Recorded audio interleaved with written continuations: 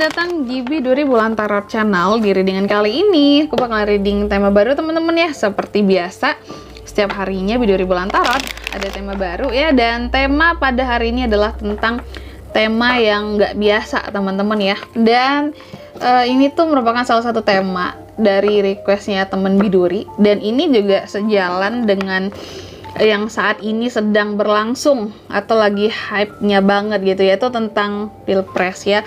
Dan tema kali ini adalah, mari kita lihat gitu teman-teman ya. Salah satu tuh ada yang request gini ya, bahwa Kak coba dong gitu ya dilihat gitu ya, apa yang akan terjadi gitu ya jika Prabowo Gibran gitu ya menang gitu ya di Pilpres 2024. Apa yang akan terjadi jika mungkin Anies gitu ya menang di jadi presiden di 2024 ataupun Ganjar seperti itu ya. Dan di readingan yang kali ini mungkin kita akan coba yang sesuai requestnya dulu kali teman-teman ya, yaitu ada yang request tentang Kak coba dilihat dong kira-kira gimana gitu ya kalau ataupun apa yang akan terjadi jika Prabowo Gibran itu menang ataupun jadi presiden gitu ya, menang menjadi presiden terpilih di tahun 2024 ini, di Pilpres 2024 ini. Oke, kalau gitu di sini kita akan lihat teman-teman ya bagaimana peluangnya, bagaimana situasi kedepannya nantinya ya. Jika Prabowo Gibran ya, Pragib ya, yang biasa pendukung 02 bilang ya tentang pasangan ini, oke, Pragib ya, jika terpilih bagaimana gitu buat kedepannya, apa yang akan terjadi seperti itu ya. Oke, langsung aja kalau gitu teman-teman ya, seperti biasa ya, bacaan ini juga bersifat general ya, kolektif dan juga bisa vice versa ya, artinya juga energinya juga bisa terbolak-balik di sini. Bisa jadi yang terbaca adalah energinya seseorang gitu ya, atau juga energinya seseorang yang berkaitan atau berhubungan atau yang terkoneksi dengan kita seperti itu, oke? Dan juga untuk kalian yang mau personal reading sama aku juga bisa banget, silahkan aja hubungi nomor WhatsApp yang ada di kolom deskripsi. Baik, kalau gitu langsung aja ya teman-teman, aku juga penasaran sih di sini ya, kira-kira apa sih yang terjadi gitu ya jika Prabowo Gibran ini gitu ya terpilih gitu ya atau menang ya menjadi presiden di tahun 2024, oke? Apa yang terjadi jika Prabowo menjadi presiden di tahun 2024? Apa yang akan terjadi jika Prabowo Gibran menang dan terpilih menjadi presiden di tahun 2024? Sekali lagi, apa yang akan terjadi jika Prabowo dan Gibran menang di Pilpres dan menjadi presiden di tahun 2024? Apa yang akan terjadi?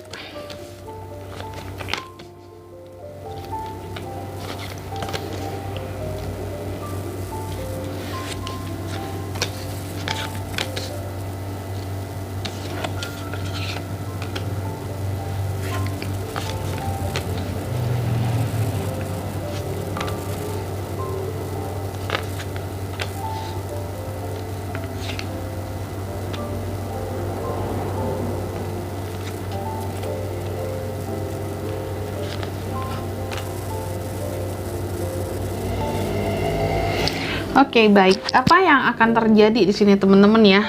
Jika ya pasangan 02 ya, Prabowo dan Gibran ya, jika terpilih ataupun menang gitu ya, menang atau terpilih menjadi presiden di tahun 2024 ini. Yang pertama kita akan lihat situasinya dulu di sini. Kalau aku lihat ya, situasinya ketika Prabowo dan Gibran terpilih ya menjadi presiden ya, katakanlah capres dan cawapres di 2024 ini, aku lihat jika mereka menang di Pilpres 2024 ini, kalau aku lihat sepertinya ya banyak pihak yang akan mengakui tentang kemenangan ini seperti itu ya. Meskipun memang di luaran sana banyak banget yang menentang tentang kemenangan ini ya, tentang kemenangan mereka. Banyak yang mungkin juga kurang setuju, tapi kalau aku lihat rata-rata di sini situasinya ya, after pemenangan ya, jika mereka memang menang di sini ya, kalau aku lihat di sini banyak pihak yang akan mengakui tentang kemenangan ini, tentang kerjasama mereka berdua ini ya, tentang kemampuannya masing-masing ya, diakui di sini. Itu situasinya yang akan terjadi yang pertama. Lalu di kartu yang kedua di sini adalah tentang hal-hal apa saja yang sekiranya akan menghalangi gitu ya dalam kinerja mereka gitu ya, dalam menjabat sebagai capres dan sebagai presiden dan wakil presiden ya, yang terpilih di 2024 ini. Oke, jadi untuk Prabowo dan Gibran ini kalau lihat hal-hal yang menghalangi kinerja mereka nantinya ya, ketika terpilih ya menjadi presiden di 2024 ini, oke, adalah orang-orang yang terkadang menjebak gitu teman-teman ya. Orang-orang di sekitaran mereka yang terkadang seolah gini loh ya, ibarat kata tuh kayak menjadi ilusi, menjadi bayang-bayang. Banyak orang-orang yang bagaikan musang berbulu domba di sekitaran mereka, itu yang bakalan menghalangi kinerja mereka untuk menjadi lebih baik after mungkin menjadi presiden dan wakil presiden ya. Jadi bukan dari merekanya ya, kalau aku lihat yang mungkin akan berbuat aneh-aneh ya atau gimana-gimana, tapi malahan kalau aku lihat orang-orang di sekitarnya ya, orang-orang yang seolah-olah baik di depan mereka tapi di belakang juga turut menusuk mereka seperti itu ya. Dan itulah yang akan menghalangi kinerja mereka selama mereka menjabat jika terpilih nanti, seperti itu ya. Jadi inilah ya, musang berbulu domba ini tadi ya, di lingkup mereka, di circle-nya mereka ya, yang kelihatan sangat mendukung sekali padahal ingin menusuk dari belakang. Kalau aku lihat kayak gitu ya. Oke, dan banyak berbohongnya orang-orang ini tadi ya, dan banyak juga istilahnya di sini ingin mengacaukan, kira-kira seperti itu, musang berbulu domba ini tadi ya. Dan ini juga yang patut istilahnya diantisipasi, diwanti-wanti oleh pasangan 02 ini ya. Mungkin jangan sampai salah dalam memilih orang gitu ya, nantinya di dalam kabinet gitu ya, yang akan mereka susun bersama kayak gitu ya. Jadi hati-hati terhadap musang berbulu domba, karena ini akan menghalangi kinerja mereka sehingga bisa saja terlihat jelek, padahal bukan mereka yang kinerjanya jelek, tapi orang-orang di sekitaran mereka yang membuat gitu ya, seolah-olah kinerja mereka jadi jelek kayak gitu. Jadi ada ibarat kata tuh kayak penyusup yang ingin membuat kinerja ini jadi jelek ya.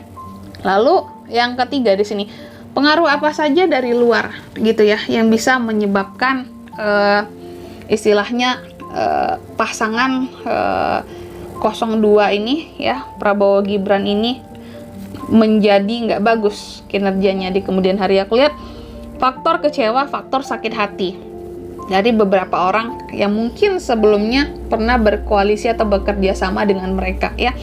Jadi yang turut mempengaruhi di sini eksternalnya ya, istilahnya yang bisa menghancurkan kinerja mereka adalah faktor sakit hati dari orang-orang yang dulunya mungkin pernah mendukung gitu ya, dari orang-orang yang dulunya pernah berharap atau berekspektasi tinggi, atau bahkan dari lawan politik yang kecewa dan sakit hati juga bisa seperti itu ya. Ini nantinya akan mempengaruhi kinerja mereka ya, makanya hati-hati terhadap musang berbulu domba ini tadi ya, kalau aku lihat seperti itu. Lalu kalau pengaruh dari masa lalu apa terhadap kinerja mereka nantinya buat kedepannya?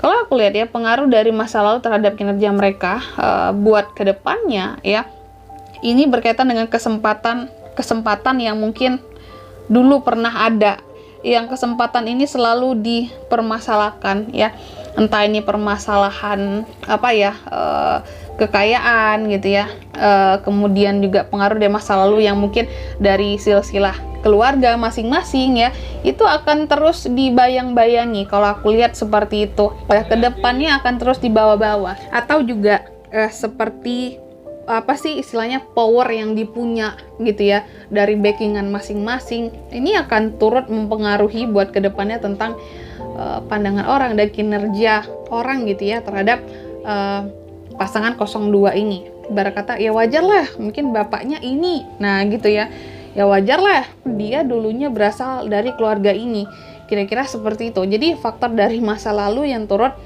mempengaruhi nantinya buat kedepannya, yang selalu dibawa-bawa ya, mungkin sama orang-orang untuk mengkritik mereka kayak gitu ya.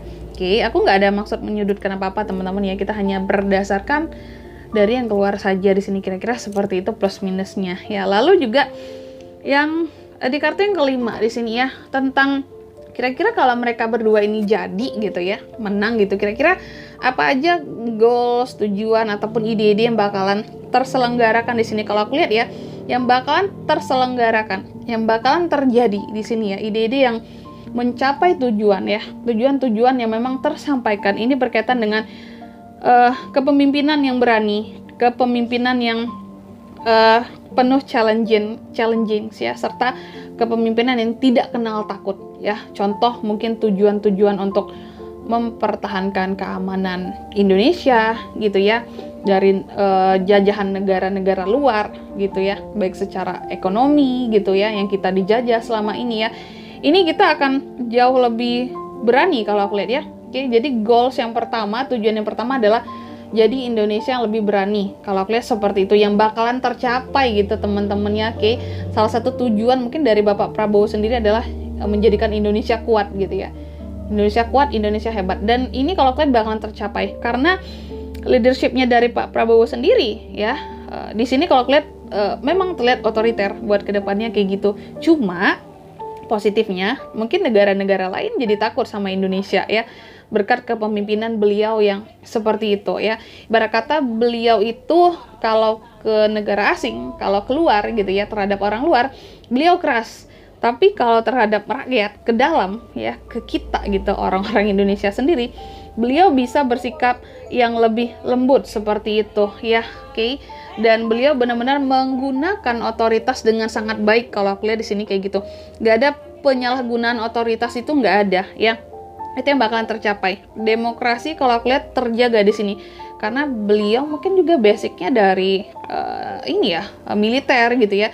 Jadi istilah kata kalau cowok itu gentleman banget gitu, nggak akan yang aneh-aneh, nggak akan yang curang-curang, nggak akan yang kekuasaannya istilahnya di sini nggak ngebuat beliau jadi gentleman. Kalau aku lihat kayak gitu ya. Jadi beberapa goals yang akan diraih ya, ide-ide yang bakalan tercapai berkaitan dengan kepemimpinan yang ini ya teman-teman ya, kepemimpinan yang sesuai dengan keinginannya beliau ya, yang tegas, berani, yang kuat ya, ke asing nggak takut ya. Indonesia juga jauh lebih disegani seperti itu.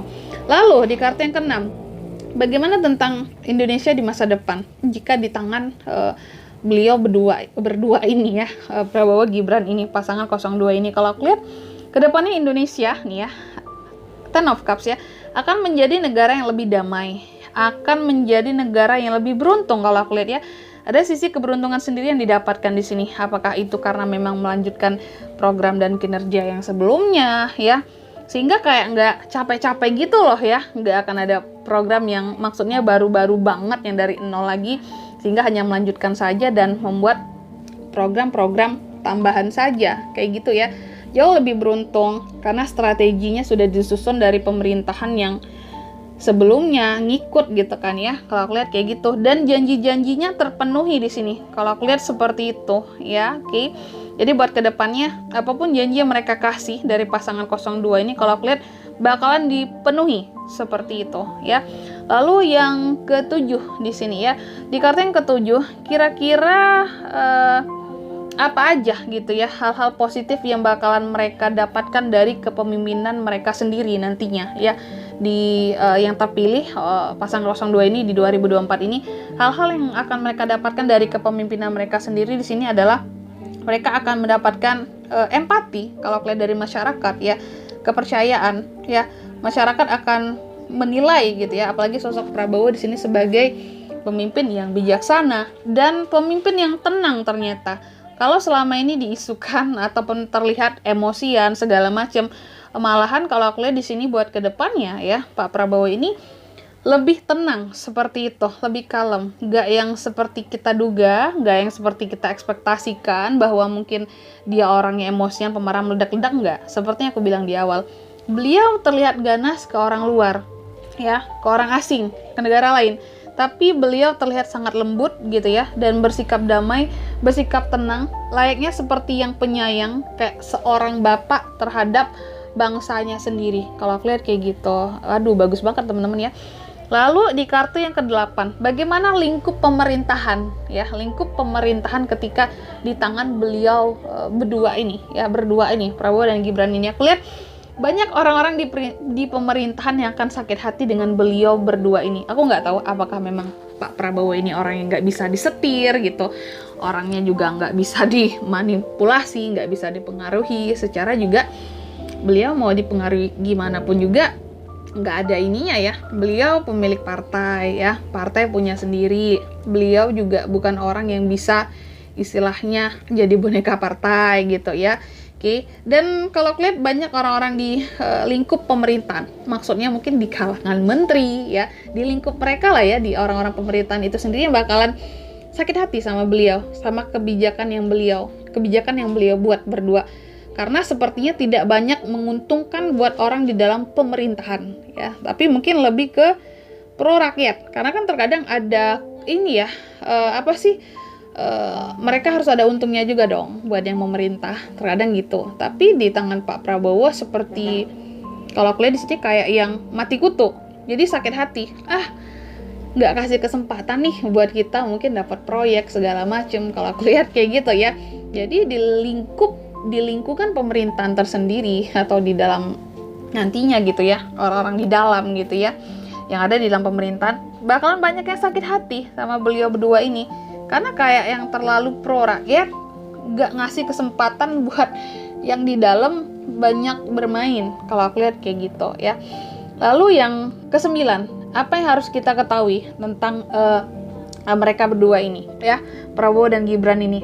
Yang perlu kita ketahui tentang mereka berdua ini adalah nih ya, di kepemimpinan mereka nanti jika menang jadi presiden ya. Nih yang kita perlu ketahui adalah mereka berdua adalah pasangan yang penuh power, kuat ya, dan sangat percaya diri untuk melakukan pemerintahan ya, menjalankan pemerintahan, serta berani. Makanya banyak yang sakit hati dari internal, dari dalam gitu, karena nggak banyak menguntungkan, nggak banyak memberikan keuntungan ya. Jadi mereka ini kayak yang lebih gimana caranya masyarakat aja lah gitu ya, yang lebih banyak untungnya. Kalau aku lihat kayak gitu ya. Itu yang perlu kita ketahui ternyata di sini ya. Beliau berdua ini kuat ya, kalau beneran jadi buat kedepannya, dan berani ya, nggak takut tuh, nggak bisa disetir pihak manapun ya. Kalau aku lihat kayak gitu, nggak bisa diancam pihak manapun gitu teman-teman ya.